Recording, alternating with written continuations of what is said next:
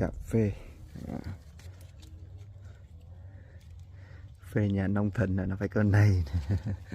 Trồng sen chung với cà phê tiêu với sầu riêng nha. 3 môn phối hợp. Đây, đang thu cà phê ha. Năng suất rất là im nha. Đó, từ gốc tới ngọn luôn. Đấy, rất là đẹp. Hàm.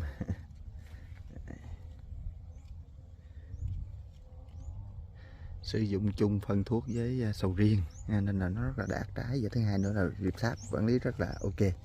Đó. Rất là đẹp.